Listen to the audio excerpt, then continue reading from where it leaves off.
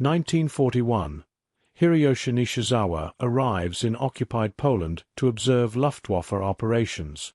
Hiroyoshi Nishizawa had always felt more at home in the sky than on the ground, as if gravity itself was merely a polite suggestion rather than a rule, and when Japan selected him to travel to Europe as an observer, to study German tactics on the Eastern Front, they believed they were sending a disciplined, quiet, technically gifted pilot. But what arrived in occupied Poland in 1941 was something the Luftwaffe had never seen before, a man whose calm gaze concealed an instinctive mastery of flight so profound that even veteran German aces struggled to comprehend it. At first, the Germans treated him with respectful courtesy, offering him tours of their airfields, briefings on Soviet tactics, and opportunities to watch their Bf 109 squadrons rise into the cold sky in tightly coordinated formations, but beneath their professionalism lay a subtle arrogance. Germany believed it was the world's master of aerial warfare, its pilots the sharpest blades in the global arsenal, and so when Nishizawa stepped onto the tarmac wearing his crisp Japanese uniform and a quiet, almost scholarly demeanor, the Germans smiled, assuming he was there simply to learn from them, another foreign officer impressed by the might of the Luftwaffe. Yet beneath those polite bows and soft-spoken conversations burned a force they couldn't see, a man whose reflexes bordered on supernatural, whose understanding of airflow, momentum, and energy seemed more like instinct than training, and whose experiences in the skies over China had already forged him into one of the deadliest pilots Japan had ever produced, though few outside his homeland knew his name. From the moment he arrived, Nishizawa observed everything with a stillness that unsettled some and intrigued others, standing at the edge of runways with his hands behind his back, studying takeoffs, landings, dogfight drills, and the subtle ways German pilots coordinated their attacks against Soviet formations.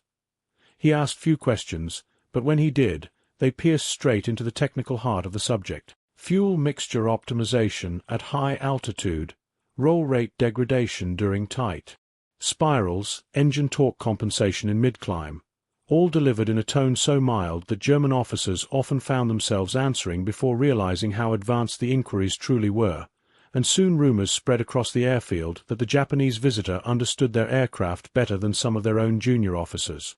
But the true revelation came the day Nishizawa was invited, almost casually, to take up a Messerschmitt Bf 109 for a familiarization flight, a gesture offered by a German commander who expected him to fly conservatively, respectfully, perhaps even timidly, because foreigners were usually cautious when given unfamiliar machinery, especially high-strung fighters like the 109. Yet when Nishizawa climbed into the cockpit, adjusting the seat, running his fingers across the throttle, and listening to the engine with a serene concentration, a subtle shift occurred in the air around the gathered German pilots, as if they sensed that this quiet visitor was about to show them something no one had prepared for.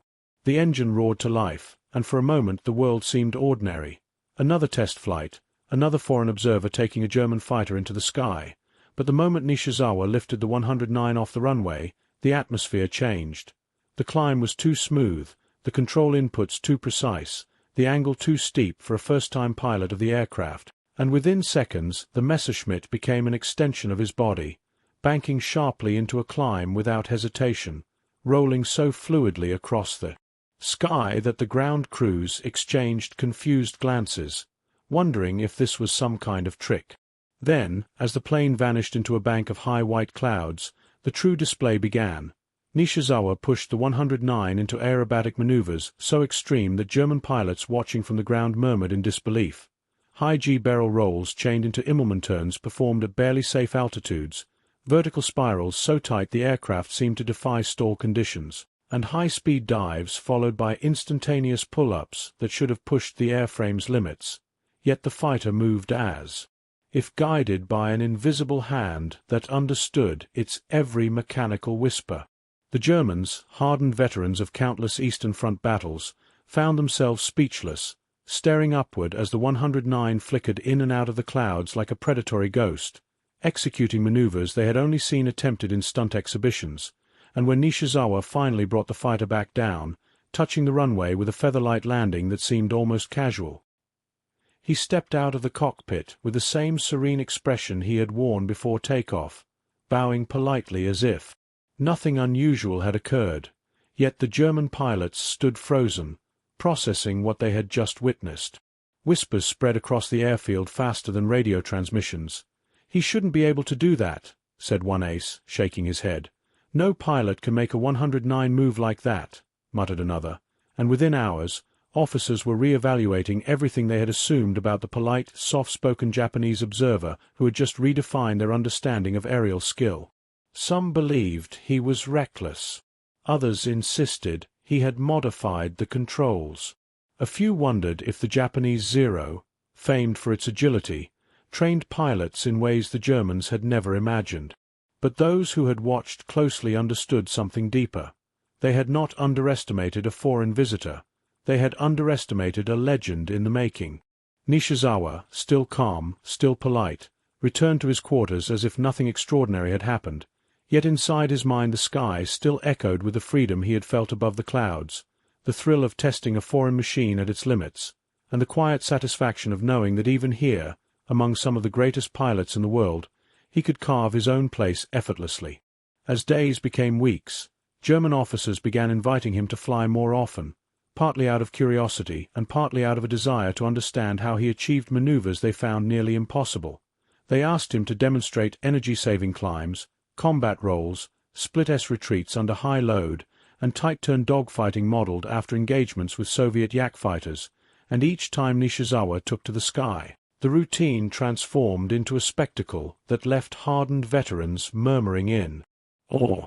Soon, German pilots crowded around him in hangars, peppering him with questions delivered in broken English and halting Japanese, asking about Zero tactics, wing-loading philosophy, Japanese training methods, and the mental state required to push aircraft to the edge of possibility. And though Nishizawa answered gently, humbly, there was always something unspoken in his gaze, a quiet understanding that true mastery was not taught but felt, not instructed but lived. When he returned to Japan months later, boarding the transport that would carry him back across Asia, he left behind a Luftwaffe shaken in its assumptions, whispering among themselves about the Japanese pilot who flew like wind sculpted into human form. They had underestimated him once. They would never do so again. Before we continue, please let me know, did anyone in your family fight in or live through World War II? Share their stories in the comments. Let's continue the story. And yet even as Nishizawa's ship carried him eastward, away from the snow-choked airfields of the Eastern Front and the stunned German pilots who watched him carve impossible paths through their skies, his mind remained fixed on the clouds he had left behind, replaying every climb, every dive, every moment he had balanced the Messerschmitt on the edge of stall and pulled it back with effortless grace, because Nishizawa understood something few pilots ever grasped. Flying was not merely a skill, but a conversation with the sky, a dialogue between instinct and physics, and the aircraft was only a tool, a brushstroke upon the canvas of wind and momentum.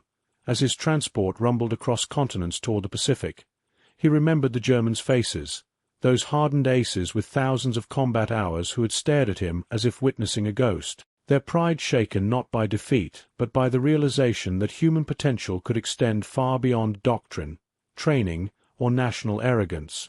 And while they had welcomed him warmly, their whispers afterward revealed a new respect tinged with disbelief, for they recognized that Nishizawa was not just exceptionally skilled. He operated on a level that defied the boundaries of conventional aerial combat. When he finally arrived back in the Pacific, stepping onto the sun-baked tarmac of Rabaul, the familiar humidity washed over him like a homecoming, thick with the scent of engine oil, palm trees, and distant gunpowder drifting from front-line positions. Here, beyond the imposing German bases and the cold iron discipline of the Eastern Front, lay a theater of war defined by jungles, volcano-rimmed islands, monsoon rains, and a brutal seesaw of dominance between Japan and the encroaching Allied forces. Pilots moved between tents and revetments with a combination of swagger and exhaustion, their faces hardened by constant sorties and the relentless heat of the tropical sun, and yet when Nishizawa returned, they felt something shift, as if a quiet storm had entered their midst.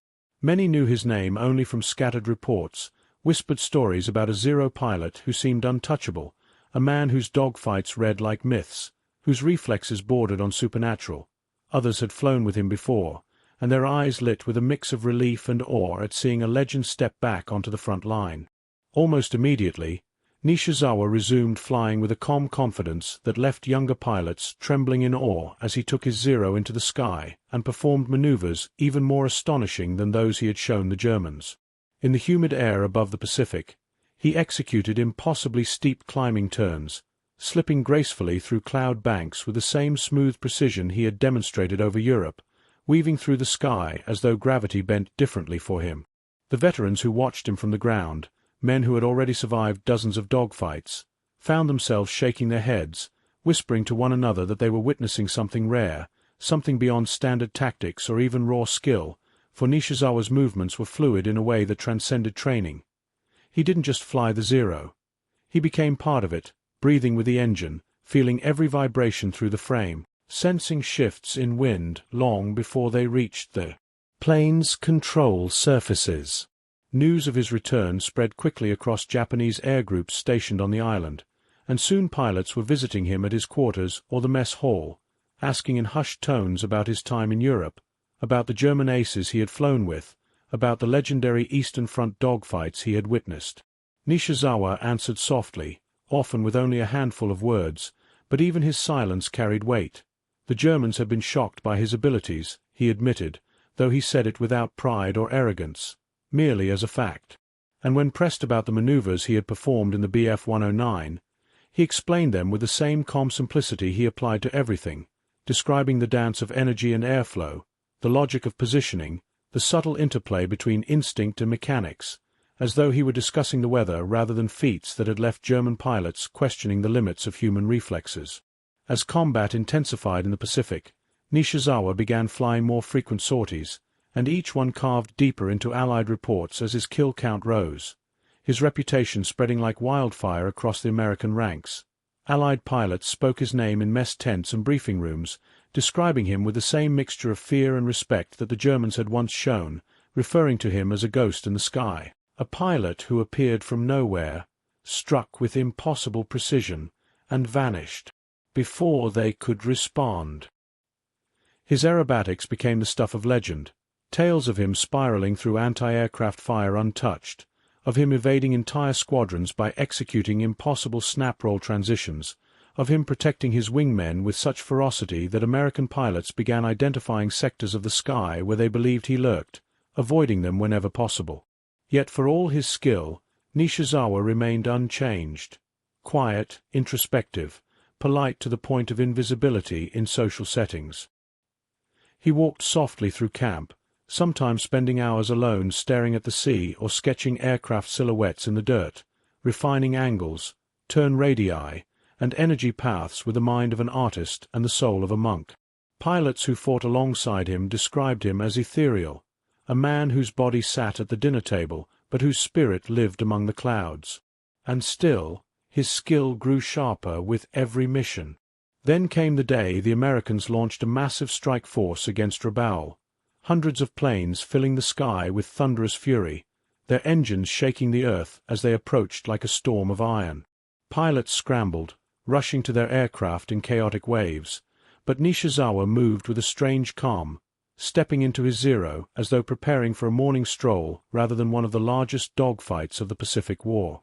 When he lifted off, the sky was already streaked with tracer fire and contrails twisting wildly as aircraft clashed in every direction, but Nishizawa carved through the chaos with a mastery that left even his fellow Japanese pilots stunned, weaving through formations of Hellcats and Wildcats with impossible grace. He downed one attacker with a single burst, rolled inverted through a hail of machine gun fire, snapped into a climbing spiral to evade two pursuing fighters, then dropped back down in a diving curve that put him behind another group of American planes, his gunfire stitching through their formation with surgical precision. By the time the battle ended, Nishizawa had accomplished feats that would have been unbelievable had they not been witnessed by dozens of men, engaging multiple enemies, dodging coordinated attacks, surviving impossible odds, and still emerging untouched. His performance sent shockwaves through both Japanese and American ranks, his name becoming synonymous with fear among Allied pilots who began warning rookies never to chase a Zero alone, because it might be him.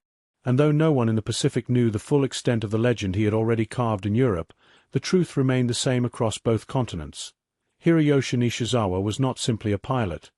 He was an aerial phenomenon, a man whose presence bent the sky around him, whose instincts defied logic, and whose enemies, German, American, or otherwise, would never underestimate him again. And as the smoke of Rabaul's great air battle drifted across the volcanic ridges like dark curtains pulled over a dying day, Nishizawa sat beneath the wing of his Zero, wiping sweat and engine fumes from his face as the mechanics worked silently around him, their hands trembling not from fatigue but from the aftershock of witnessing what he had done in the sky. They whispered among themselves, replaying every impossible maneuver they had seen from the ground, how he had threaded through converging formations, how he had seemed to anticipate attacks before they were even launched, how his Zero moved not like a machine but like a living creature responding to the slightest tilt of his hands. Yet even as they spoke in awe, Nishizawa appeared distant, his eyes fixed not on the horizon but on a point deep within his thoughts, as though he were replaying the battle in slow motion, analyzing each moment not for glory but for understanding. Around him, the surviving pilots from his squadron limped toward their aircraft, those who could still walk, their uniforms blackened with soot, their faces smeared with oil and exhaustion. Some collapsed beside their planes, others wandered in dazed silence, unable to comprehend how they were still alive after facing such a massive American assault. And among them rose a quiet, unspoken truth. Many owed their survival to a single man. Again and again, Nishizawa had appeared in the most desperate moments, pulling enemy fighters off their tails, breaking apart American formations before they could coordinate attacks, weaving through danger with such precision that he created opportunities for his comrades to escape death by mere inches. They didn't call him a hero aloud. Japanese culture seldom allowed such open praise, yet their glances toward him were filled with something deeper than admiration. It was reverence. But Nishizawa, for his part, did not seem to notice. His mind had already moved past the victory. He thought instead about the American pilots, how aggressively they fought now, how quickly they adapted, how coordinated their assault had been. He sensed a shift in the air war, a rising tide of American strength that Japan's dwindling resources could not match forever. And though he never spoke of such fears, a shadow lingered in his thoughts, a quiet tension that reflected a truth only the most experienced aviators could feel. The war was changing, and even the greatest skills could not alter the harsh laws of attrition. The next morning, before dawn, the airfield erupted again, not in battle, but in preparation. Commanders barked orders across the tarmac, telling pilots they would be launching another mission at sunrise, this time to intercept an approaching Allied bomber formation sighted hours earlier by scouts.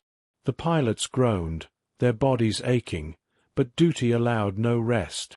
Mechanics rushed between aircraft, patching bullet holes, replacing damaged control surfaces, checking fuel lines and machine guns under the dull glow of handheld lanterns. The smell of gasoline and hot metal hung over the field like a fog. Nishizawa moved through this chaos with calm fluidity, inspecting his aircraft with a slow, deliberate precision that contrasted sharply with the frantic energy around him. He ran his hand along the Zero's fuselage, feeling the dents and scratches beneath his fingertips like a doctor assessing a wounded patient. He climbed into the cockpit and adjusted the seat, touching each instrument with a familiar tenderness. To someone watching, it seemed almost ritualistic, as if he were communing with the plane, silently thanking it for carrying him through yesterday's inferno. As the sky began to shift from black to deep blue, Nishizawa strapped in and waited for the signal to start engines. Other pilots stole glances at him, looking for reassurance, drawing strength from his presence. Even the ground crew, hardened by months of bombings and losses, paused in their work, as though aware that the outcome of the upcoming battle depended heavily on the man sitting quietly in that cockpit, hands still, eyes focused, breathing slow and steady. Then, without warning, a scout plane roared overhead, dipping its wings in urgent signal. The bombers were near. Engines roared to life across the airfield, the Zero's propellers spinning into a blur as mechanics sprinted out of the way. Dust swirled into the air as the entire fighter group prepared for takeoff. But even amid the deafening noise, Nishizawa's voice remained calm as he radioed his wingman, a young pilot named Mikio who idolized him like an older brother. Mikio's voice crackled through the headset, tense but resolute, and Nishizawa reassured him with a gentle tone that somehow cut through the chaos like a clear breeze. Moments later, the first wave of Zeros launched from the runway, tearing into the sky in perfect formation. Nishizawa lifted off last, rising into the growing light with a smoothness that seemed effortless, his aircraft ascending like a bird that had been born on the wind. As he climbed through the thin clouds, he could already see them in the distance, dark silhouettes growing larger with each passing second, dozens of B-24 Liberators and B-25 Mitchells heading straight for Rabaul, escorted by a swarm of American fighters poised to tear into any Japanese plane that dared approach. But Nishizawa did not hesitate. He pushed the throttle forward, feeling the Zero surge beneath him, and as he closed the distance, the first American fighters dove to intercept. His eyes narrowed ever so slightly, the familiar calm settling over him, and his hands began guiding the aircraft not with force but with instinct. Small adjustments, slight pressure changes, each one syncing his movements with the flow of the sky. Then, just as enemy tracers streaked past his canopy like burning needles, Nishizawa tilted the stick and disappeared, rolling, diving, twisting through the first volley of gunfire with such impossible fluidity that even the Americans trailing him later reported they had never seen a pilot move like that. The battle had begun, and for the second time in 2 days, the Pacific sky trembled beneath the shadow of a man Germany had once underestimated, but would never underestimate again. As the first streaks of sunlight cut across the sky like glowing blades, the air above Rabaul transformed into a swirling arena of smoke trails, burning engines, and clashing formations, and Nishizawa slipped into this chaos with the poise of a master musician entering a symphony he had already memorized note by note. The moment he breached the edge of the bomber screen, 3 American Hellcats dove toward him in a tight formation designed to box him in and overwhelm him with superior firepower, but Nishizawa reacted so quickly it seemed as though he had anticipated their move before they had even committed to it. He pulled the Zero into a sudden vertical climb, stalling the aircraft for a split second, just long enough to flip it over the diving Hellcats. Then, let gravity pull him behind them, his gun spitting fire that shredded the lead fighter's tail before the pilot even realized the tables had turned. The Hellcats spiraled downward in thick black smoke, and the remaining 2 broke formation immediately, shaken by how effortlessly the Japanese ace had reversed the trap, but Nishizawa did not pursue them. He knew their purpose had been to distract him, to pull him away from the incoming bombers, and instead he rolled sharply to the right and cut a path straight toward the bomber column, weaving through gunfire patterns that crossed the sky like lethal spiderwebs. The thundering bombers loomed ahead, massive and imposing, their engines roaring in synchronized thunder as anti-aircraft gunners fired relentlessly, filling the air with explosions and tracer streams that turned the sky into a burning grid of death. Yet Nishizawa dove straight into it with a focus so absolute that even the bombardiers staring down from plexiglass noses felt a chill run through them. He darted beneath the belly of the first B-24, pulling up sharply to rake its underside with cannon fire, and the bomber erupted in sparks as hydraulic lines burst and flames raced along the wing roots. Within seconds the aircraft's left engine caught fire, then the entire bomber tilted into a slow, irreversible roll, its crew scrambling to bail out as smoke poured from the cockpit. Before that plane even began its descent, Nishizawa had already repositioned himself behind another bomber, his Zero flicking through narrow spaces between defensive gun arcs as if he were threading a needle at 400 km/h. His wingman Mikio, struggling to keep up, watched in awe as Nishizawa's aircraft moved through impossible angles, banking so sharply the Zero's wings nearly skimmed the bomber fuselages, diving between tracer lines so tight that a single miscalculation would have turned the aircraft into confetti. Even the American gunners began shouting over their intercoms in shock, reporting that the Japanese ace is here. He's right in the middle of us. Yet it wasn't fear alone that filled their voices. It was disbelief, because none of them had ever seen a pilot fly with such precision, such fluid elegance, such complete disregard for the limitations the sky usually imposed. As more Japanese fighters joined the attack, Nishizawa signaled Mikio to follow him into a tight weaving formation, but before they could strike the next bomber, a swarm of American Hellcats swooped in behind them, engines screaming as they opened fire. Tracers sliced between the two Japanese aircraft, and Mikio panicked for a split second, yanking his stick too sharply and nearly stalling his plane, but Nishizawa's calm voice cut through the radio like a guiding hand. "Easy, Mikio. Bank right. Now dive." Mikio obeyed without thinking, and at that exact moment Nishizawa fired a short burst that forced the lead Hellcat to break formation, disrupting the attack long enough for Mikio to recover. Two more Hellcats closed in on Nishizawa himself, their pilots confident that they finally had an angle he couldn't escape, but the Japanese ace pulled his Zero into a snap roll so violent it seemed to defy aerodynamics, the world around him flipping into a blur before he leveled out behind the attackers, firing a quick burst that blew apart the canopy of one fighter and sent the other diving in panic. To the American pilots watching from a distance, it looked supernatural, like the Zero was dancing around the Hellcats with a mind of its own. Meanwhile, the bomber formation began to break apart under the relentless Japanese assault, flames blooming across the sky as aircraft tumbled in long trails of smoke, and the remaining American fighters fought desperately to protect the crippled formation. Yet the chaos only seemed to sharpen Nishizawa's senses. He moved through the battle with an instinct that bordered on precognition, always appearing where he was least expected, always firing at the exact moment an enemy exposed a weakness, always vanishing a heartbeat before return fire could find him. And then it happened. A moment that every pilot who survived that battle would remember for the rest of their lives. An American fighter, approaching Nishizawa head-on, opened fire at extreme range, sending tracers slicing through the air in a glittering stream of death. Any normal pilot would have broken off. Any normal pilot would have tried to dodge. But Nishizawa did neither. He flew straight into the gunfire. Mikio screamed over the radio, "Nishizawa-san, pull away." But he didn't. At the last possible fraction of a second, Nishizawa rolled the Zero onto its side, slipped between two tracer lines no wider than the wingspan of a small boat, and flipped upward in a vertical arc that placed him directly above the American fighter, so close he could see the startled eyes of the pilot below, before he fired a single, precise burst that struck the cockpit with surgical precision.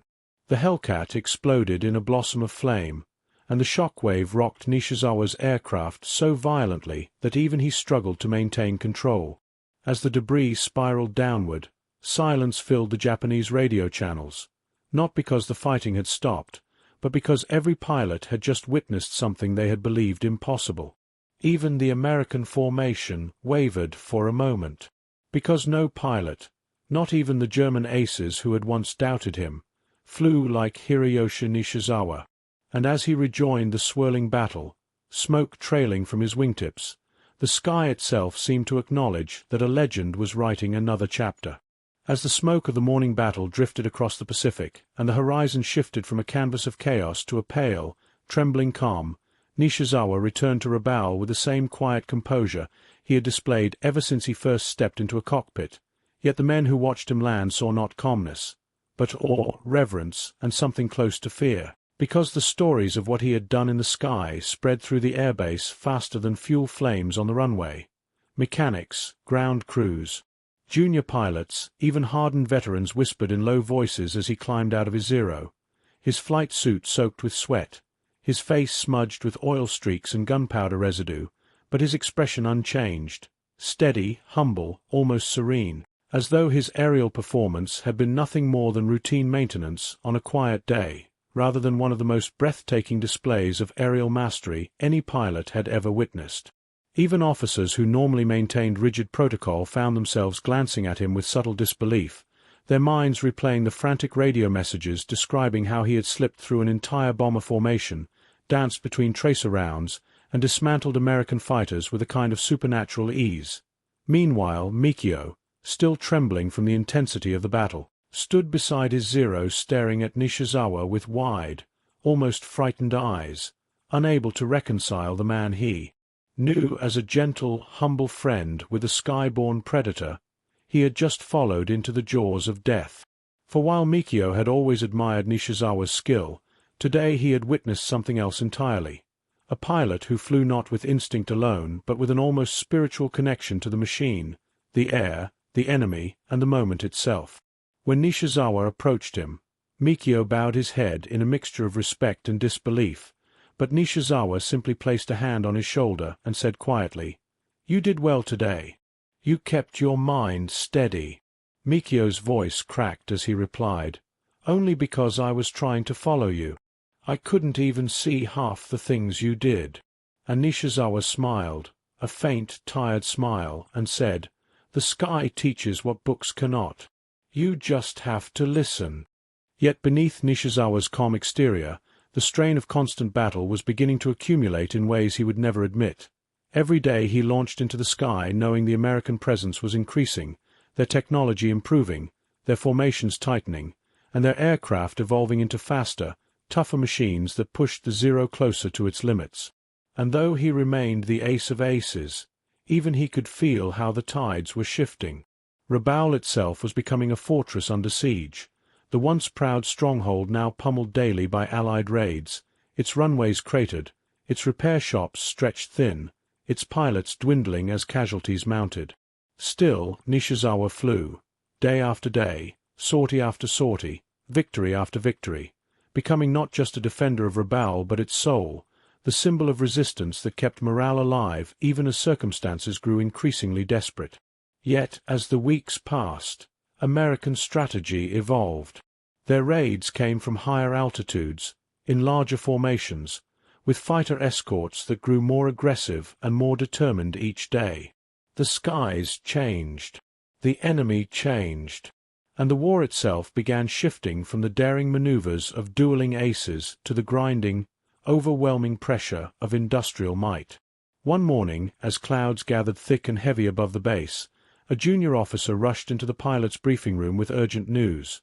A massive American strike force was approaching, bigger, faster, and more heavily armed than any Rabaul had ever faced. 50 bombers, nearly 80 fighters. An attack designed not to harass, but to break Rabaul's back entirely. And when Nishizawa heard this, he didn't hesitate. He simply nodded, pulled on his flight suit, and walked toward his Zero as though stepping onto a familiar path. But as he reached the aircraft, a senior commander approached him with a grave expression, an expression that told Nishizawa the war had shifted again. "Nishizawa," the commander said, "you are not to engage today." The words hit harder than any explosion. Nishizawa blinked slowly, unsure he had heard correctly. "Sir, you are too valuable," the commander continued. "We cannot risk you in a direct engagement against such a large force. Your role is to protect the base's strategic assets. You will take off, circle the mountain ridge, and intercept any fighters that attempt to flank us. To anyone else, the order would have sounded reasonable, logical, tactical. To Nishizawa, it felt like a cage.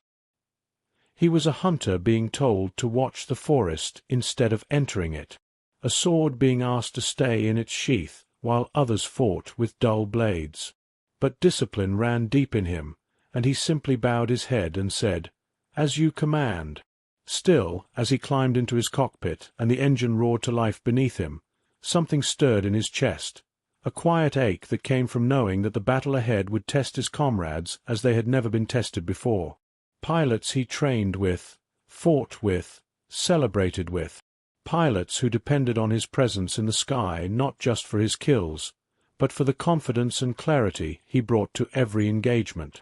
And as he rose into the grey morning sky, circling the ridge as ordered, he watched from a distance as the American strike force descended upon Rabaul like a storm of steel and fire. Bomb blasts erupted across the base. Runways shattered. Defensive guns were torn apart. Fighters scrambled into the air only to be overwhelmed by Hellcats diving from the sun.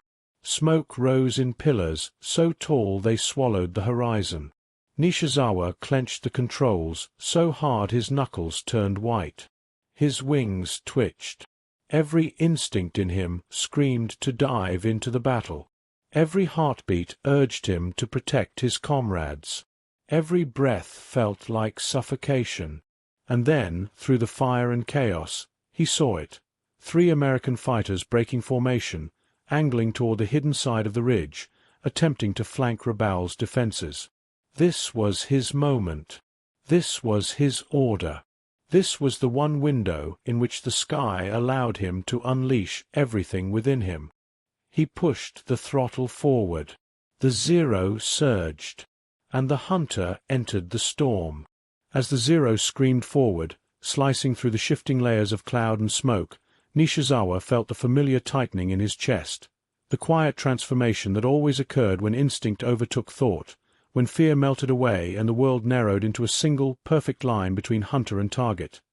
His hand rested lightly on the throttle, guiding the aircraft not with force but with a kind of effortless precision, as though the Zero itself understood what was coming and responded to his touch like a living creature eager to strike.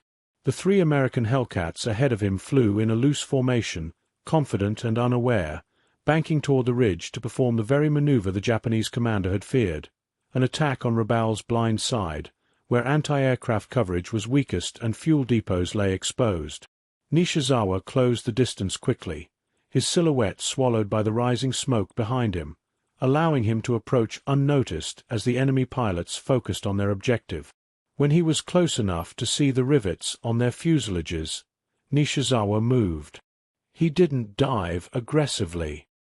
He didn't open fire immediately. He simply shifted the Zero upward by a fraction, entering a shallow climb that brought him just above their formation, where the sun, breaking through the clouds, cast his aircraft into near invisibility.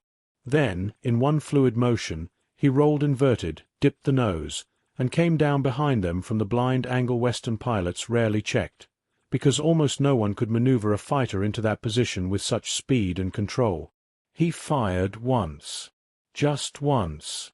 A short, controlled burst that struck the lead Hellcat's engine block.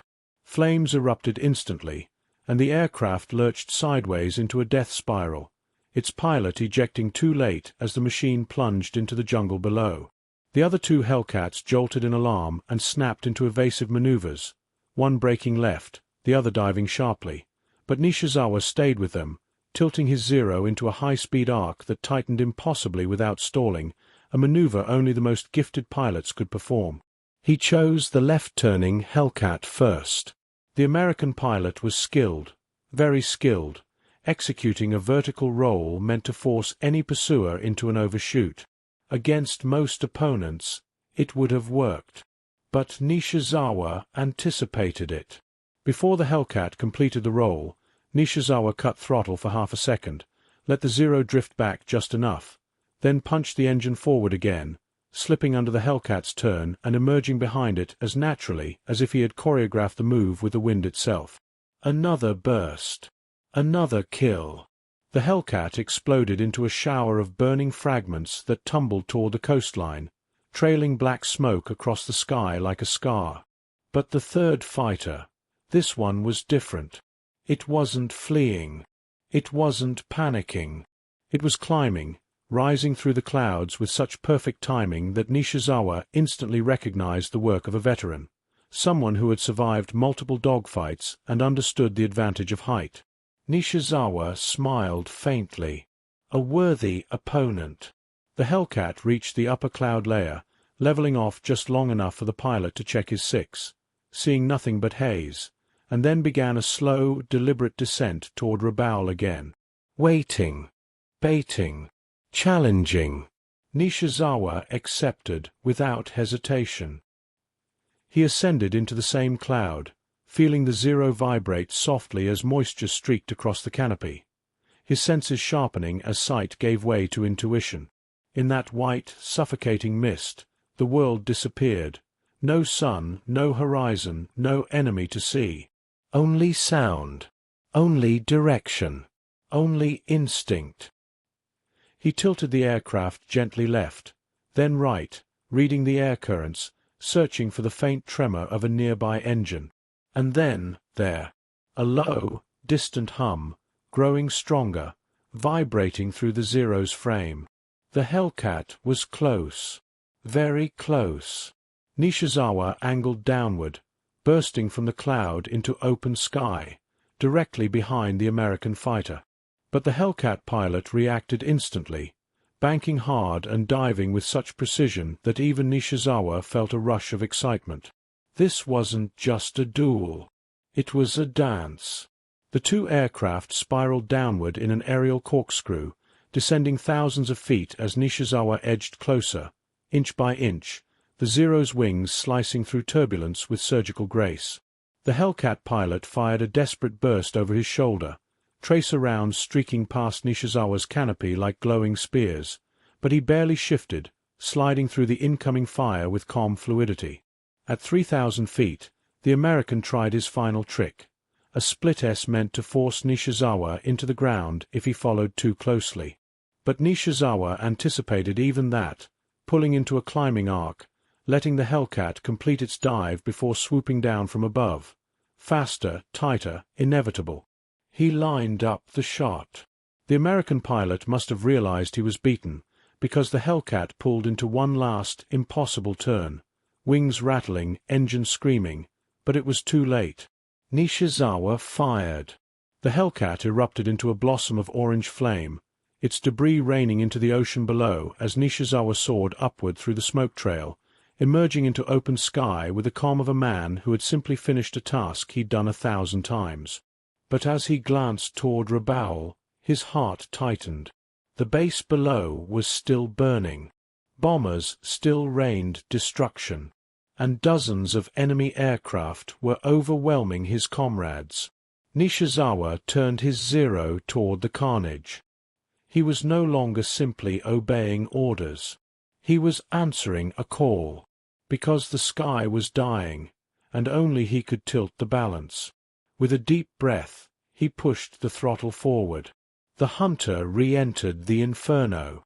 As Nishizawa dove back toward Rabaul, the sky above the base resembled not a battlefield but an open furnace, columns of flame rising from shattered runways, black smoke twisting upward in violent spirals, tracer rounds stitching fiery arcs across the air while Hellcats and Zeros tangled at breakneck speeds.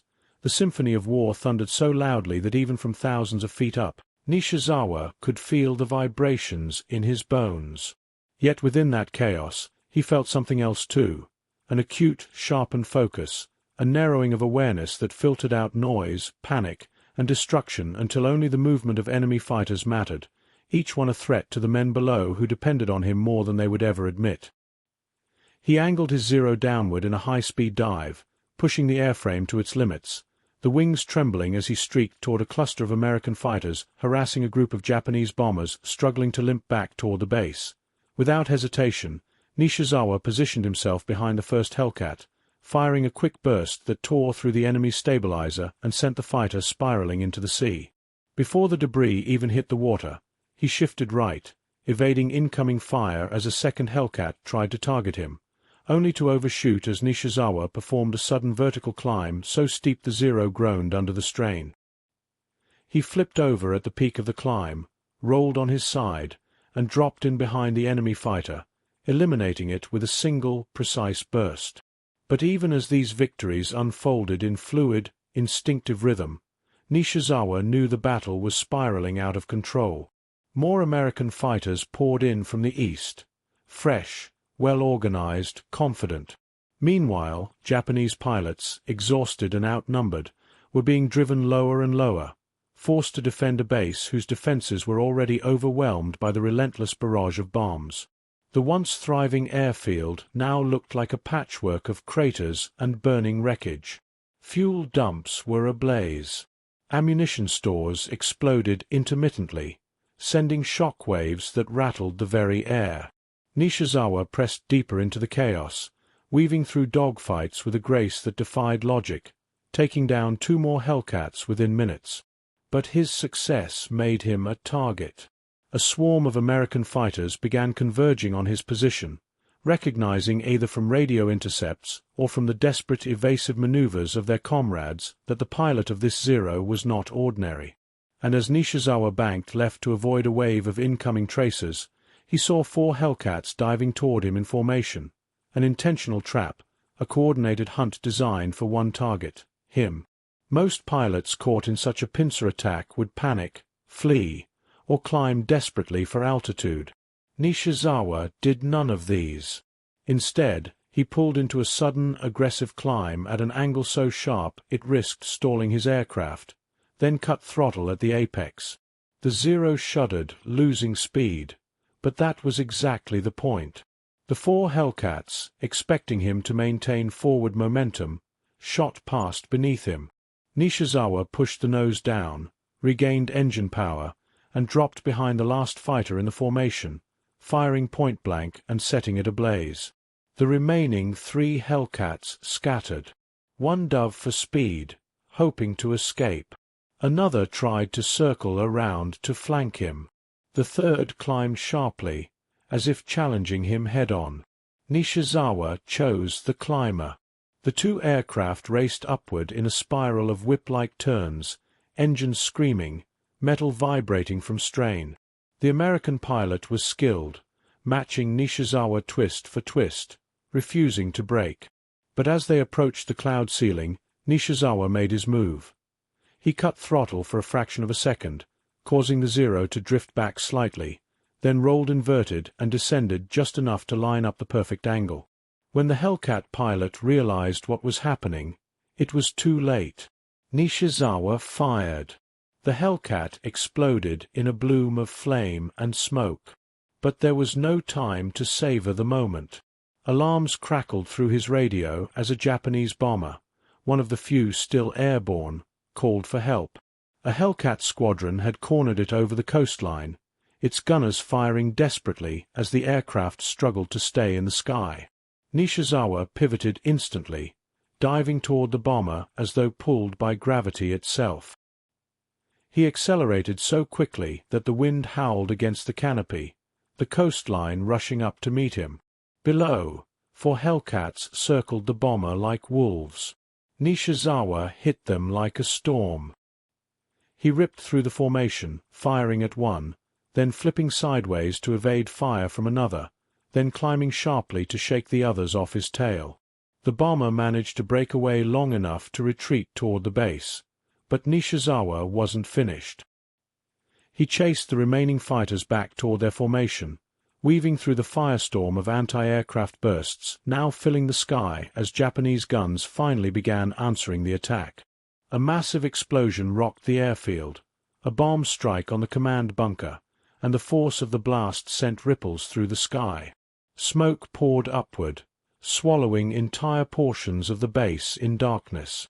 Yet even in that uncertainty, Nishizawa continued fighting, shooting down another American fighter with the same elegant precision that had stunned the German instructors years earlier.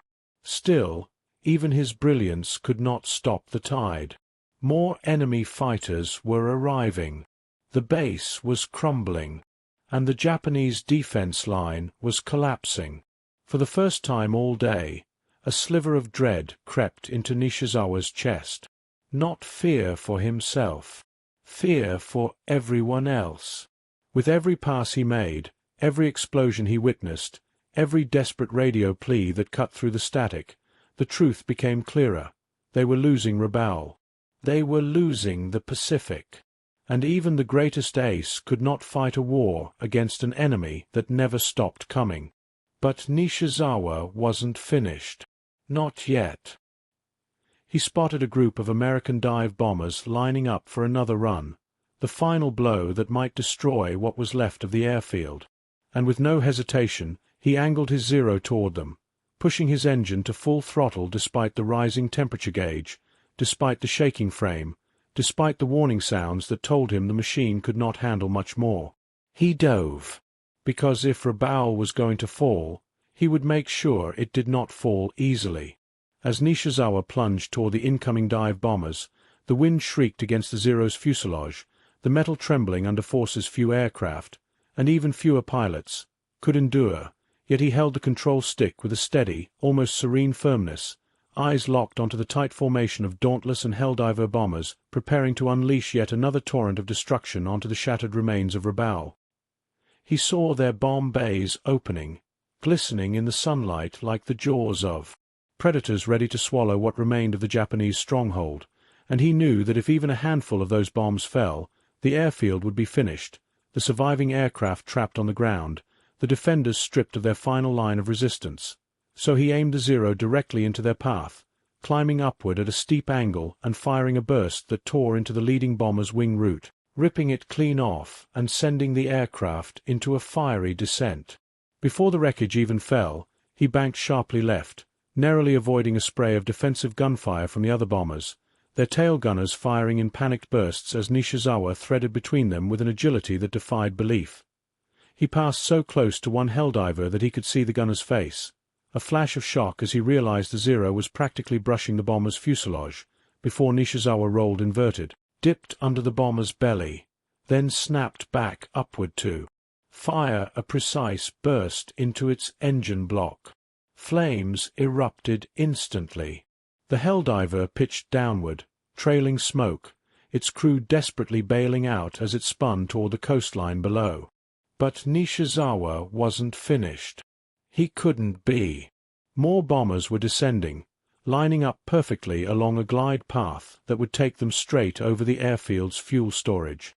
If those tanks ignited, the resulting inferno would consume the remaining runways and burn for days, leaving Rabaul nothing more than a smoking crater. Nishizawa pushed the throttle forward again, despite the engine's rising temperature and the warning vibrations echoing through the cockpit. The Zero surged ahead, closing in on the bomber formation so rapidly that tracers streaked past him from all directions, the sky becoming a mesh of fire and smoke. He jinked, rolled, and slipped through the barrage with a kind of instinctive artistry, a fluid dance of survival and attack that left even his own wingmen speechless when they saw the maneuver from afar. He lined up behind another bomber, firing a controlled burst that struck the cockpit. The canopy shattered. The pilot slumped forward. The aircraft banked left and dropped out of formation, spiraling helplessly into the ocean. The remaining bombers scattered, their tight formation dissolving into a chaotic tangle as they attempted to evade the lone Zero that had suddenly turned their well-planned attack, run into a desperate fight for survival. But American escorts were already reacting. A squadron of Hellcats peeled away from higher altitude, diving fast, too fast, and Nishizawa sensed their approach a heartbeat before they appeared, the shift in wind pressure against his tail thin enough to alert him. He pulled the Zero into a sudden dive, dragging the incoming Hellcats downward, forcing them to overshoot, then rolled into a tight upward corkscrew that brought him behind one of the pursuers. His guns roared. The Hellcat erupted. But the maneuver cost him altitude, bringing him dangerously close to the descending dive bombers. One had already released its payload. Nishizawa saw the bomb dropping, saw the trail of condensed moisture behind it, saw the exact angle it was falling, and he dove. Not toward the bomber, toward the bomb. It was suicidal, insane, impossible, but he understood the physics. If he struck the bomb at the right angle, he could detonate it mid-air, far enough from the runway to save the base. He closed the distance at terrifying speed, the bomb growing larger and larger in his gun sight, the airflow screaming around the Zero as the cockpit shook violently from the speed of descent. He aimed, fired. The bomb exploded in a massive flash of fire and shockwave that slammed into the Zero like a physical punch. The wings rattled. The canopy cracked. Nishizawa's vision blurred. But he held on, pulling out of the dive just seconds before slamming into the ground, the Zero skimming over the treetops as the shockwave tore leaves and branches into a spiraling vortex behind him. The explosion had disrupted the bomber formation, forcing the remaining aircraft to scatter and abandon their attack path. But the American escorts were not finished. They descended in a flood, Hellcats and Wildcats coming at him from every angle, determined to eliminate the pilot who had single-handedly destroyed their strike on Rabaul. Nishizawa soared upward, twisting through the incoming fire with movements so sharp and fluid they seemed impossible for a mortal pilot. He shot down one Hellcat, then another, his reflexes a blur of precision. But the swarm kept closing. Ammunition was running low, and the Zero's engine, strained to its breaking point, began to sputter, just slightly, but enough for Nishizawa to feel a chill run down his spine. He had pushed the machine too far. A lesser pilot would break off. Flee. Try to return to base. Nishizawa stayed. He would not leave the sky while Rabaul still burned. He angled toward a cluster of American fighters chasing his comrades, diving into them with a ferocity that shocked even the American pilots. His presence scattered them like startled birds, giving his fellow Japanese pilots a chance to rejoin the defensive line. But the Americans regrouped quickly. A Hellcat dove from above. Another from the side. A third emerged from behind the smoke plume of a burning bomber. Nishizawa was outnumbered, outgunned, outmaneuvered. Yet he kept fighting, evading, climbing, turning, shooting. Every movement a desperate attempt to protect a base he knew was nearly lost. As he slipped between two incoming fighters in a maneuver so tight the wingtips nearly touched, he felt the Zero's engine sputter again, harder this time. The aircraft trembled. The gauges flickered. Fuel was running low. The engine was overheating. The airframe was damaged. Ammunition was nearly depleted. But still Nishizawa pressed on, because even the sky knew. This battle wasn't about survival. It was about defiance, about fighting to the last breath, about being the shadow in the clouds the enemy could never break. And as he pulled into one final climb, the burning landscape of Rabaul below him and the swarm of American aircraft closing from every direction, he felt a calm wash over him, a calm born not of surrender, but of purpose. He turned the Zero back toward the incoming fighters. The hunter was not done. As Nishizawa angled his Zero back toward the incoming Hellcats, the sky around him seemed to constrict, the very air tightening with the pressure of engines, gunfire, and smoke rolling upward from the dying base below. Yet even as danger closed in from every direction, he felt no fear, only a sharpened clarity, a relentless focus that had defined him since the first day he touched a control stick. The world slowed into deliberate motion, each enemy aircraft becoming a moving piece in a vast, deadly puzzle that only he could see the solution to, and he adjusted his throttle with a gentle touch, coaxing his damaged aircraft into one last defiant charge. The nearest Hellcat fired a burst that streaked past his canopy, the tracers carving orange streaks through the air like burning threads, but Nishizawa slid under the attack with a shallow roll, the Zero's battered frame groaning as he forced it into a maneuver it should not have survived. He came up behind the Hellcat at an impossible angle, firing a short burst, just enough to clip its tail assembly. The American fighter jerked violently, spiraling downward until it vanished into the smoke cloud rising from the base. Before he could reposition, another Hellcat dove from above, guns blazing. Nishizawa yanked the stick back, pulling the Zero into a vertical climb so steep his vision blurred from the G-forces, but he held steady, watching the enemy fighter overshoot, its momentum carrying it forward in a straight, predictable line.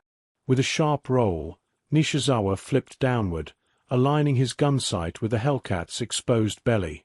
Another burst, another kill. But the Zero's engine coughed again. A harsh, sputtering sound. A tremor through the frame. A warning. The aircraft was reaching its limit. So was he. Still, he refused to retreat. Not while the sky still burned with the cries of men fighting below. As he turned toward another cluster of American fighters, a sudden explosion rocked the air behind him. One of the remaining Japanese storage depots had ignited, sending shock waves rippling through the clouds. The force jolted the Zero, knocking it sideways, but Nishizawa fought the controls, regaining stability even as the blast tore a hole in the smoke, revealing the devastation on the ground. Hangars reduced to twisted metal, runways crumbling into cratered ruin, fuel tanks engulfed in rolling flames. Rabaul was collapsing. And still, the Americans came. 3 Hellcats swept toward him in tight formation, flying with a precision that told Nishizawa they were no ordinary pilots. These were veterans, skilled, disciplined, determined to bring down the Phantom that had disrupted their attack and shredded their bomber lines. The lead Hellcat opened fire at extreme range, forcing Nishizawa to bank right, but the other 2 coordinated perfectly, flanking him in an aggressive pincer maneuver that left almost no room to escape. Almost. Nishizawa pulled the Zero into a sudden roll, sliding downward between the converging fighters so closely that the turbulence shook his canopy.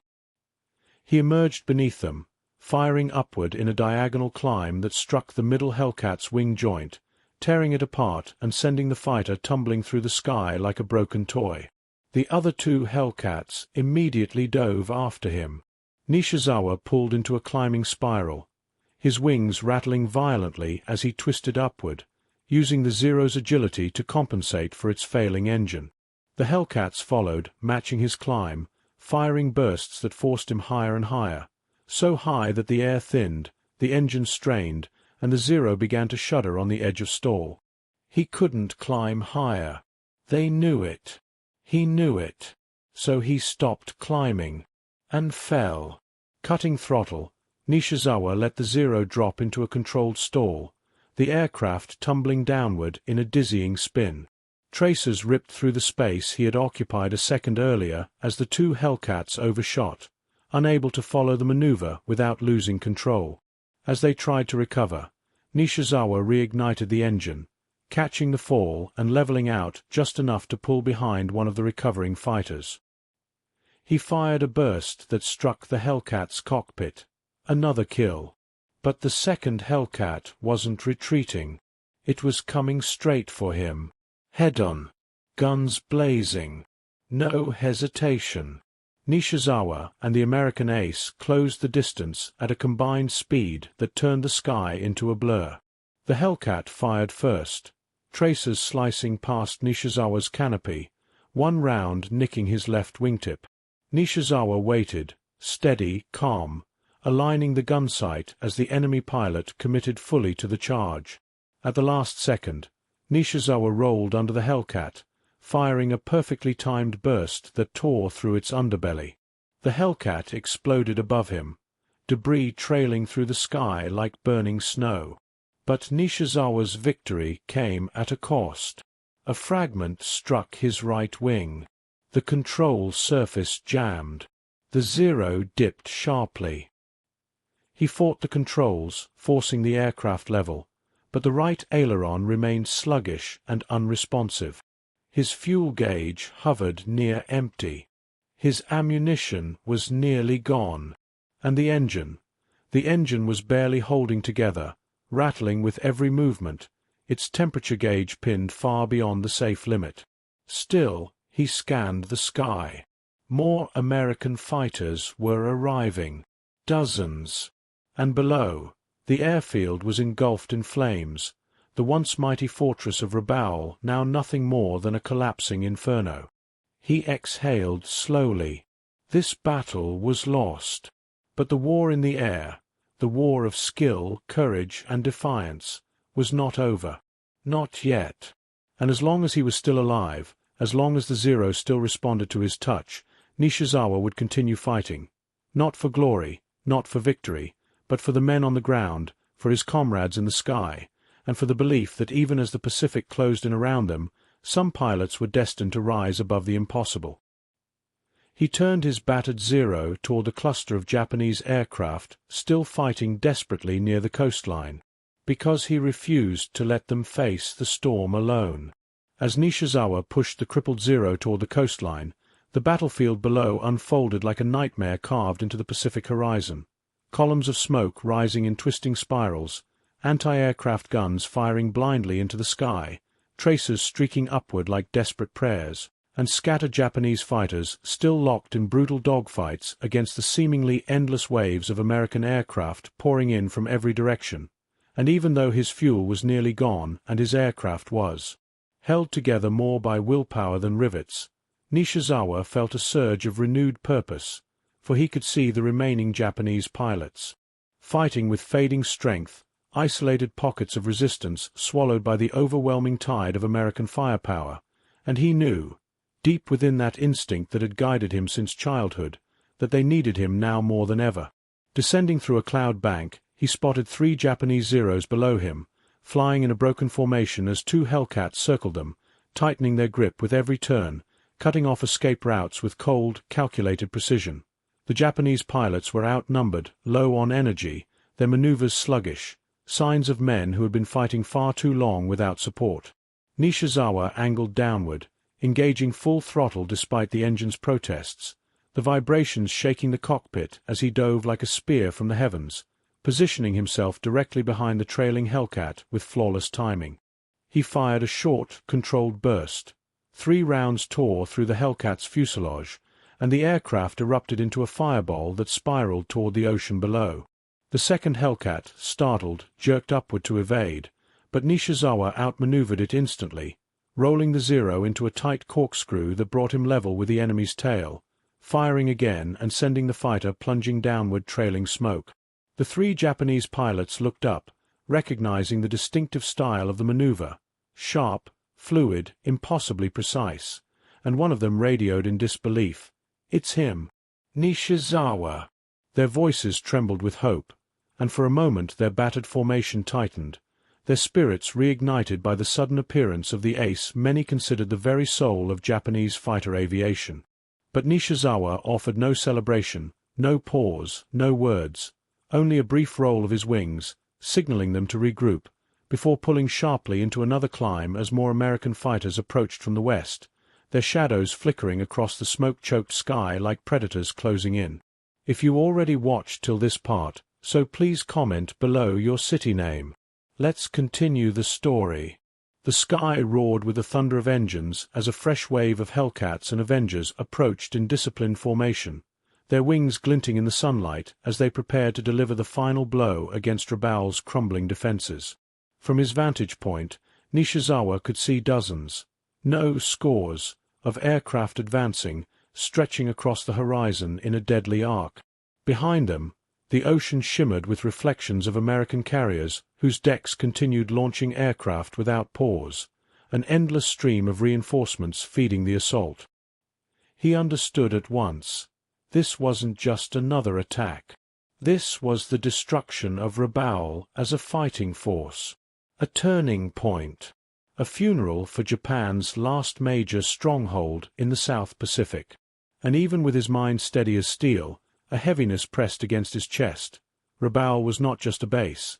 It was a home to thousands of Japanese soldiers, mechanics, pilots, families in scattered outposts, all of whom now faced annihilation from an enemy whose industrial might had fully awakened. But Nishizawa did not flee. He tightened his grip on the controls and accelerated toward the incoming wave. As the first section of Hellcats broke formation and descended upon a cluster of retreating Japanese fighters, Nishizawa dove headlong into the attack, targeting the lead Hellcat with a daring high-speed pass. He fired a perfectly timed burst, clipping its wing and sending it crashing into the sea. 2 more enemy fighters peeled off to intercept him, but Nishizawa evaded with a graceful barrel roll, cutting between them so closely that their prop wash rattled his canopy. He reversed direction, outturning the first Hellcat and firing a burst that tore through its engine, flames engulfing the aircraft. The second Hellcat dove after him, its guns blazing in long streams of silver, but Nishizawa sensed the rhythm of its attack, the predictable way the pilot favored rightward rolls and extended bursts, and with the finesse of a master sword fighter, he baited the Hellcat into a pursuit, flying low across the water until spray kicked up behind him. At the last moment, he pulled the Zero into a vertical climb, an insane maneuver for a damaged airplane, and the Hellcat foolishly tried to follow. The Zero nearly stalled, the engine coughing violently, but it held just long enough for Nishizawa to flip over and come down behind the Hellcat, firing a single burst that pierced its fuselage like an arrow through armor. The enemy fighter exploded in a plume of fire below him. But with every kill, every climb, every dive, the Zero grew weaker. The engine's rattling worsened. The right aileron dragged. The fuel needle dipped lower. Yet the sky demanded more of him. Below, 5 more Japanese Zeros were engaged in a hopeless battle against a dozen American fighters, and base officers on the ground watched in awe as the lone Silver Zero, its wings scorched, its paint chipped, its engine barely holding together, continued carving through the sky with movements so effortless they appeared supernatural. One commander whispered, "If we had 10 Nishizawas, the war would end differently." But they didn't have 10. They had 1. And he was flying a machine that was moments away from dying. Still, Nishizawa pressed the attack, turning toward another cluster of fighters, determined to buy his comrades a few more minutes of life, a few more breaths of hope, a few more moments to escape the inferno engulfing Rabaul. Because for him, courage was not measured in survival. It was measured in refusal to abandon others. And as long as he remained in the sky, he would remind both friend and foe that a single pilot, driven by skill and conviction, could shape the course of a battle even in the final hour of collapse. As the battered Zero climbed once more into the smoke-choked sky, the world around Nishizawa seemed to shrink into a tunnel of sound and instinct. The whine of his failing engine, the distant thrum of American bombers, the crackle of anti-aircraft fire echoing like distant thunder, and the desperate radio calls of Japanese pilots who were fighting not for victory anymore, but for seconds, for breaths, for the faint hope that they might escape the collapsing inferno below. Yet even with the disaster unfolding around him, Nishizawa's movements remained astonishingly calm, every turn calculated, every climb measured, every burst of fire chosen with surgical precision, for he knew that his dwindling fuel and damaged engine allowed no mistakes, and the only thing keeping him in the sky now was the same force that had guided him since childhood, the instinctive connection between man and machine that made him feel as though the Zero was not something he flew, but something he became. Below him, the battle dissolved into fragments. Burning aircraft spiraling into the sea, parachutes drifting downward like falling petals, waves glowing orange from reflections of fire raining across the water, and Rabaul's airfields hammered again and again by bombs that carved deep craters into the earth, sending shock waves through the ground so powerful that even distant trees bowed under the pressure. Yet in the midst of this destruction, pockets of Japanese resistance still clung to life, groups of Zeros flying in desperate defensive circles, protecting crippled bombers attempting to land, and ground crews scrambling across runways to drag wounded pilots from flaming wreckage, all of it unfolding beneath Nishizawa's canopy like a living tapestry of courage, despair, and duty. A trio of American Hellcats, flying in a tight V formation, broke from the incoming wave to hunt down a group of 3 limping Japanese fighters attempting to retreat toward the inner harbor. Nishizawa saw the danger instantly. His eyes narrowed, and he banked sharply, sending the Zero into a steep descent that tore the wind apart with its velocity. The fuel gauge trembled on empty, the engine sputtered with a sickening metallic cough, and the entire aircraft shook as though protesting the impossible demand being placed on it. But Nishizawa forced it onward, pushing the machine beyond its limits, sacrificing the last of its strength in exchange for one more daring attack. He cut across the Hellcat's path from above, firing a precise burst that struck the lead American fighter at the base of its cockpit. Flames erupted across its fuselage as it plunged downward in a spiral of smoke. The remaining 2 Hellcats split left and right, attempting to trap him in a crossfire, but Nishizawa executed a breathtaking maneuver. He pulled the Zero into a half-roll, skimming dangerously low across the water, where the sea spray splashed against his wings, then flipped upward into a climbing right turn that placed him directly behind the second Hellcat before the American pilot even realized the trap had reversed. Nishizawa fired a short burst, shredding the Hellcat's tail, sending it tumbling into the waves. The last Hellcat, realizing the threat, accelerated toward the clouds, hoping to reposition for an ambush, but the Zero, crippled, starving for fuel, trembling with strain, still responded to Nishizawa's touch like a living extension of his will, following the Hellcat upward in a climb that should have been impossible with its current damage, yet he gained speed through gravity, performing a rolling ascent that coiled around the Hellcat's blind spot like a serpent tightening around prey. And when he fired, the final American fighter burst into flames, trailing smoke as it fell toward the ocean. Once again, the Japanese pilots below were stunned. Once again, a whisper passed between them. Nishizawa. For a fleeting moment, hope flickered through the chaos. But the sky was merciless. More American aircraft approached in massive numbers. Avengers, Dauntless, Hellcats, forming wave after wave of destruction that stretched for miles, black silhouettes blotting out the sun.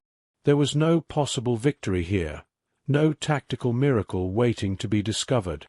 This was the crushing weight of industrial might, the full power of a nation whose factories outproduced Japan at ratios that defied comprehension.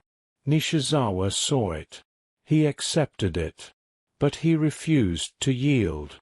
As more Japanese fighters fell, one after another, Nishizawa turned again toward the inferno, scanning for anyone still alive who needed help. Below, he saw a lone Zero spiraling downward, trailing thick smoke, the pilot struggling to maintain control, chased by 2 American Hellcats closing in rapidly for the kill. Without hesitation, Nishizawa dove once more, pushing the Zero into a lightning-fast intercept course, the ocean rushing up beneath him in a blur of white spray and blue shadow. His engine sputtered violently, the propeller losing rhythm, the cockpit shuddering as if the plane were tearing itself apart, yet he stabilized long enough to fire a single, perfect burst that struck the lead Hellcat's engine. Flames engulfed it instantly. The second Hellcat pulled away sharply, startled by the sudden counterattack, and by the time it turned back for pursuit, both Nishizawa and the crippled Zero he saved had vanished into a cloud bank. Inside that cloud bank, the world faded into a cold white void, the Zero's engine coughing desperately, barely maintaining rotation. The fuel gauge needle now rested fully on 0. No flicker, no vibration, no hope of more. The aircraft was running on fumes, momentum, and the sheer force of Nishizawa's will.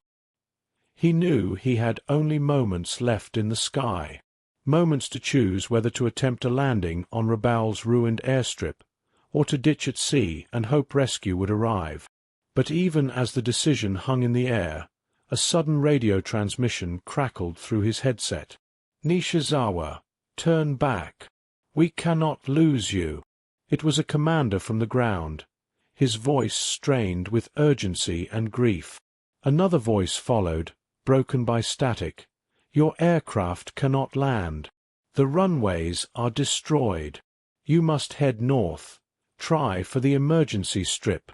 But Nishizawa didn't answer. He stared ahead through the fading mist, watching the sky open into a panorama of destruction. Rabaul engulfed in flames, American aircraft circling like vultures above the last battleground, Japanese fighters falling like dying embers, the ocean stained with smoke and oil. He felt the weight of it all pressing on his chest, not as fear, but as a quiet, profound understanding. He was witnessing the death of an era, the collapse of Japanese air power, the end of a sky his people once ruled. And yet, in the heart of that collapse, he still flew, still fought, still refused to surrender the air he loved more than life itself. His engine sputtered one final time. The propeller slowed. The Zero began to descend. But even as gravity reclaimed him, Nishizawa kept the plane steady, refusing to let it fall chaotically, refusing to crash like debris from the battle. He guided it with the grace of a master giving his final performance, gliding toward the coastline with quiet dignity, the kind reserved for warriors who know their story has reached its last, unbroken line. And as the world below rose to meet him, the legend of Hiroyoshi Nishizawa, the pilot Germany underestimated, the ghost of the Pacific skies, the last great ace of a dying empire, continued carving itself into history, one silent heartbeat at a time. As the crippled Zero glided through its final descent, The coastline of New Britain stretched beneath Nishizawa like a torn canvas of jungle, smoke, and burning metal, yet even in this moment when most pilots would panic or pray, his breathing remained steady, his hands calm on the trembling controls, guiding the dying aircraft with the delicate precision of a master craftsman finishing the last stroke of a masterpiece. For Nishizawa had always believed that how a pilot ended a mission mattered just as much as how he fought it, and even with the Pacific War collapsing around him, even with Rabaul shattered and Japanese skies overrun, he remained committed to the same quiet discipline that defined his entire life. The Zero, once an extension of his soul, now responded sluggishly, drifting downward like a wounded bird struggling against gravity, and as he approached a narrow strip of forest clearing, one of the few flat patches not yet consumed by artillery or flames, Nishizawa maneuvered gently toward it, easing the engine's final breaths into a soft glide, letting the silence between heartbeats guide him more than the failing instruments on his panel. The wheels struck the uneven ground with a jolt that rattled his bones, the landing gear collapsing immediately upon impact, sending the Zero skidding across the jungle floor in a screech of ripping metal and splintering wood. Dirt erupted in tall plumes around him, branches snapped like gunshots under the fuselage, and debris smashed against the canopy as the crippled aircraft carved a long, violent path before finally grinding to a halt just meters from a cluster of trees that would have split the plane, and Nishizawa, into pieces. For several seconds, everything was still. The cockpit filled with smoke, dust, and the sharp smell of burning oil. Nishizawa exhaled, unaware until that moment that he had been holding his breath, and the world outside seemed eerily quiet. No gunfire, no engines, no voices, just the sounds of crackling brush and the distant rumble of battle drifting like an echo through the jungle. He pushed the canopy open and climbed out slowly, his legs trembling from exhaustion and adrenaline, the tropical heat slamming into him like a wall. His flight suit was soaked with sweat, streaked with dirt, and torn from the crash, yet his posture remained upright, composed, as though he had merely stepped out of a routine landing rather than surviving what should have been a fatal descent. The jungle around him was alive with movement, shaking branches, distant birds fleeing the noise, insects buzzing in a tense chorus, but beneath it all lingered something heavier, the weight of defeat creeping through the air like a fog, settling into the soil, into the leaves, into his very breath, for Nishizawa knew he was standing not just in a random clearing, but in the heart of a collapsing empire. As he began walking toward Rabaul, weaving through dense undergrowth and listening carefully for any sign of enemy patrols, the jungle opened onto a ridge overlooking the harbor, and what he saw struck him harder than any enemy bullet ever could. Rabaul, once a fortress of Japanese power, lay in ruins. Smoke billowed from warehouses, collapsed hangars burned in twisted heaps, anti-aircraft batteries lay shattered and silent, and the harbor, once crowded with Japanese warships, was now a graveyard of smoldering wrecks half submerged in oily water. Above it all, American aircraft still circled like vultures, their shadows passing over the devastation with cold indifference. The firestorm of the previous hours had erased the last illusions of Japanese invincibility, leaving only the raw truth. The Allies now owned the skies. Nishizawa stood motionless, absorbing the sight with an expression that held no fear, no despair, only a deep, silent understanding that the war had entered a new and irreversible phase. He continued forward, descending the ridge until he reached what remained of a Japanese aircrew outpost. Tents lay shredded, equipment scattered, and several ground crewmen tended to wounded pilots under makeshift shelters. Their faces lit up when they recognized him. Even covered in dirt and soot, Nishizawa's presence radiated the unmistakable aura of a man touched by legend. One mechanic, his hands blackened with oil, stumbled toward him and said, "Lieutenant Nishizawa, we heard you were shot down." Nishizawa simply nodded, offering a faint smile. He did not boast, did not dramatize. His humility was as famous as his skill. A wounded pilot being carried past whispered through a fevered haze, "He came back, the angel, he came back." Yet, standing among the wounded and dying, the praise felt hollow to Nishizawa. Glory meant nothing when so many of his comrades lay broken around him, when the airfield he fought to defend no longer existed except as ashes beneath enemy bombs. A field officer rushed over, urgency carved into his expression, and pulled Nishizawa aside. "We must evacuate," he said, voice stern yet shaking. "Rabaul cannot hold. The Americans, they will return within hours." Nishizawa understood immediately. This was not a tactical withdrawal. It was abandonment. Then, as the officer began outlining the evacuation plan, a young flight mechanic sprinted toward them, carrying the news that made several men freeze in disbelief. 1-0 remains intact. The rest are destroyed, but this one can still fly. Whispers spread through the group like a spark across dry grass. A working aircraft, in this burning wasteland, was a miracle. But as the mechanic continued breathlessly, "The engine is stable, fuel tanks half full, we can launch it." Every pair of eyes slowly turned toward Nishizawa. The implication hung unspoken in the air. If someone could still fly, still fight, still represent the fading remnants of Japan's once feared air power, it was him. But Nishizawa wasn't thinking about glory. He was thinking of responsibility, and the crushing weight of knowing that Japan still desperately needed its remaining aces, not just to kill the enemy, but to keep morale alive in a nation now drowning in defeat. The officer looked directly at him. "Lieutenant Nishizawa, we need you to fly again." Even after surviving the collapse of Rabaul, even after nearly dying in a crippled Zero, even as the entire Pacific burned around him, Nishizawa did not hesitate. He simply nodded once. Calm, resolute, unbroken. Because legends do not choose the battle chooses them. And with that single nod, the camp around him shifted. Men who moments earlier stood in despair now moved with renewed energy, as if the presence of Hiroyoshi Nishizawa alone had pulled them back from the brink, and mechanics rushed toward the remaining Zero with an urgency born not of orders, but of hope. They swarmed over the aircraft like surgeons preparing a patient for a final, desperate operation, checking fuel lines, tightening bolts with trembling hands, clearing debris from the intake, and wiping soot from the canopy to make it shine one last time under the bleak, smoke-filled sky, while Nishizawa watched quietly, his expression steady, his eyes reflecting not pride or excitement, but a deep, solemn understanding of what this moment meant. Not for glory, not for survival, but for the men watching him, for the idea they needed to cling to in a war they were now losing faster than anyone dared admit.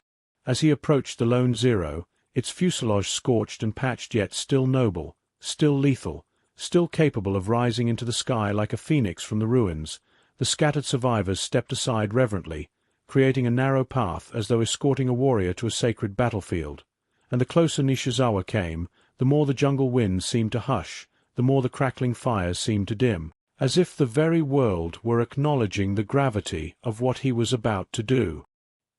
He placed one hand on the wing, warm from the sun, scarred from battle, and whispered something only the plane could hear, a brief moment of communion between a master pilot and the machine that had carried him through death more times than fate should have allowed. Then, without fanfare, he climbed into the cockpit. The metal seat, worn and familiar, embraced him like an old friend. The smell of fuel and oil filled the air, mixing with the acrid scent of the burning harbor behind him.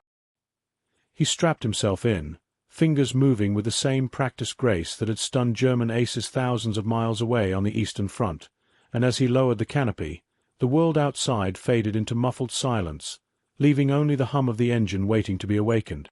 A mechanic leaned in close, shouting through the glass, "Engine is good, but we don't know how long she'll hold." Nishizawa nodded once. He didn't need her to last long. He just needed her to fly. He primed the engine. The propeller spun. The Zero coughed, growled, then roared to life, its voice defiant, alive, unwilling to die quietly in the ruins of Rabaul. Ground crewmen stepped back as dust and debris blasted outward. The aircraft shuddered, eager to move, eager to escape the destruction closing in around them. One officer signaled toward the jungle opening that served as their makeshift runway, a crude strip barely long enough for a safe takeoff, lined with fallen branches and scorched earth. Under normal circumstances, it would have been suicide. Today, it was salvation. Nishizawa eased the throttle forward, feeling the Zero roll across the uneven ground, bouncing over roots and debris, each jolt threatening to collapse the fragile landing gear. He kept accelerating. Faster, faster.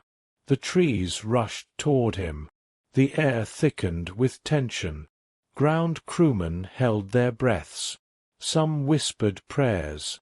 Just seconds before reaching the treeline, the Zero finally lifted, wings scraping leaves, the landing gear barely missing the branches as the aircraft clawed its way into the sky with a surge of engine power that seemed to come from pure will rather than fuel. And suddenly, he was airborne. Free. Above the ruins. Above the smoke. Above the despair. Below him, Rabaul burned like a dying star, flames devouring the city in waves of orange and black. Ships sank. Hangars smoldered. Columns of smoke rose like funeral pillars toward the heavens. But as Nishizawa climbed higher, cutting through the haze, those below felt something extraordinary. Hope, fragile yet real, rising with him into the sky. American reconnaissance planes soon appeared on the horizon, scanning the ruins for any remaining threat. From a distance, they spotted the lone Zero climbing steadily through the fading smoke trails and immediately radioed the sighting. Several fighters broke formation and moved in to intercept, confident that a single Japanese aircraft, damaged, isolated, and miles from support, would be easy prey. But this was no ordinary pilot, and they were about to learn why Germany, the Luftwaffe, and even the Eastern Front had once whispered his name in disbelief. As the American fighters closed in, Nishizawa tilted his head slightly, studying their approach with the calm detachment of a chess player analyzing an opponent's move. He dipped one wing, just enough to shift his position. The Zero responded instantly. Despite battle damage, despite its weakened frame, the aircraft still danced beneath his touch like a blade in the wind. The American pilots accelerated, hungry for the kill. Nishizawa exhaled, felt his heartbeat steady, and moved. What happened next was described by one American pilot as impossible. Another called it flying against a phantom. A third simply said, whoever he wasn't human. The Zero snapped into a sudden vertical climb, stalling intentionally mid-air before twisting into a corkscrew dive so sharp the pursuing fighters overshot, their formation scattering in confusion. Nishizawa flipped the Zero sideways, using gravity itself like a slingshot, looping behind one of the enemy planes with such fluidity that the maneuver appeared more like water flowing downhill than an aircraft defying physics. Machine guns roared. The sky erupted into streaks of tracer fire.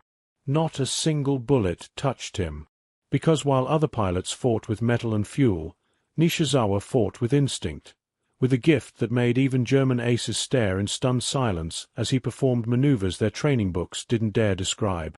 For several minutes, he danced among the American fighters, dodging, twisting, predicting their movements before they made them. He wasn't trying to destroy them. He had no ammunition left. Instead, he flew with a single purpose: survive, escape, live to fight again. And somehow, impossibly, the Americans began falling behind. One engine overheated. Another pilot misjudged a turn. A third lost visual contact as clouds enveloped him. Within moments, the sky cleared, and the lone Zero vanished into the clouds, slipping away like a ghost returning to the spirit world. The Americans searched, swept the sky, dove through cloud banks. Nothing. Nishizawa was gone. He flew for hours across the open Pacific, nursing the damaged aircraft, scanning the empty horizon for the silhouette of a friendly base, fighting exhaustion, dehydration, and the creeping realization that Japan's empire, once stretching from Manchuria to the Solomons, had become a shrinking collection of burning islands lost in a vast sea. But he kept flying, because legends do not fall from the sky. They fade only when their story is complete. And Hiroyoshi Nishizawa's story, the quiet visitor Germany underestimated, the phantom pilot who stunned the Luftwaffe, the ace who defied death again and again, was still being written across the windswept canvas of the dying war. If you found this story compelling, please take a moment to like this video. It helps us share more forgotten stories from the Second World War. Subscribe to stay connected with these untold histories. Each one matters. Each one deserves to be remembered, and we would love to hear from you. Leave a comment below telling us where you are watching from. Our community spans from Texas to Tasmania, from veterans to history enthusiasts. You are part of something special here. Thank you for watching, and thank you for keeping these stories alive.